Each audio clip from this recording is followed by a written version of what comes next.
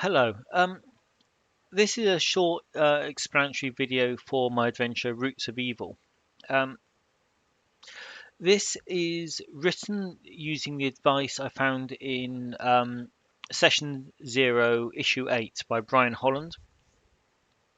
And it uses a number of different techniques for setting up the adventure.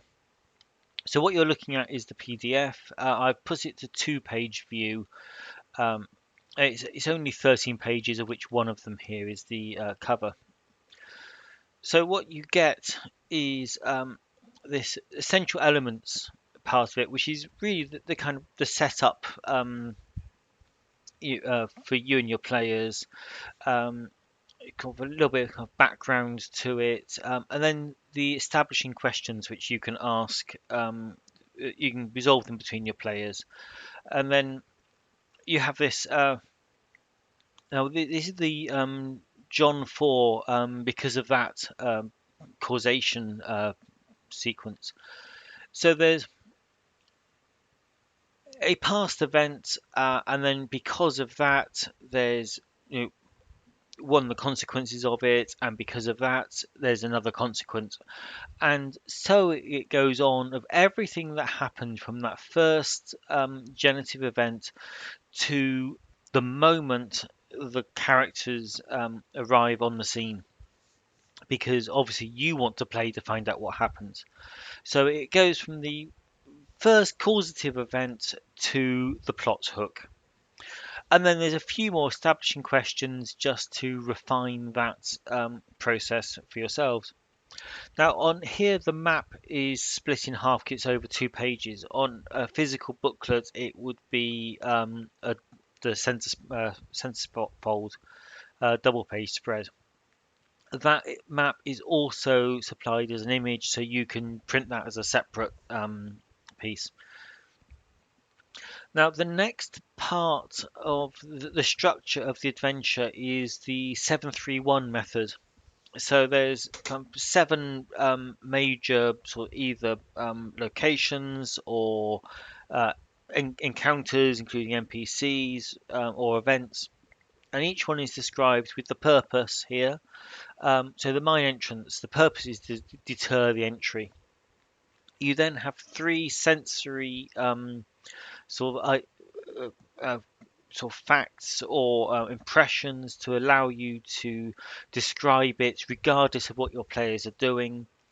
And then so that's the three. So there's the seven locations or events. There's each one has three sensory things. So here you've got a visual thing of, so the plants overhanging the entrance forming a tangled mass that impedes movement.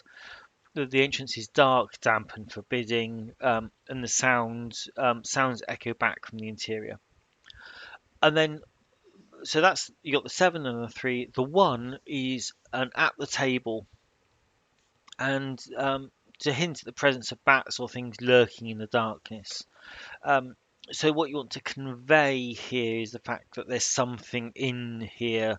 Um, so the 731 breaks the entire adventure rather than into a numbered sequence of rooms which you then crawl through one by one. It gives you everything you need to improvise regardless of whatever your players do. And if I skip down to another one, so Oak's Domain here, that's a much larger entry. So you've got the purpose. The purpose is the confrontation with Oak. The senses here at the table, and then you've got there's some possibly hostile things in here, and you've got all the stats for those laid out all in the one entry. And so it goes on. So there's the Sacred Oak Chamber, the senses at the table, some stats, and then there's a little note about a trap that's in there. So, and that's how the way it all works. So it's all about giving you everything you need to play this out without having numbered rooms and numbered encounters and um, you doing things that way. Now, in the introduction, I mentioned about solo play because Dungeon World is kind of one of the best possible systems for solo playing. Um, Solo play is often about getting answers to questions, and improvising as you go. And as long as you have, the fronts and the grim portents where you know what the consequences will be, you can, it doesn't matter if you go completely off piste, because you still know what all the grim portents are going to be. Um, and eventually, what success for the villain looks like, and you've got that, and you can play with it. Now, I think solo play, so Dungeon World is ideal for solo play. The 731 method also um, dovetails in really nicely with solo play. And the fact that you've got these establishing questions, you, anything that's based around questions and answers is going to work quite well with solo play, 'cause where we've got tools for answering those questions and for customizing the whole experience to our one character.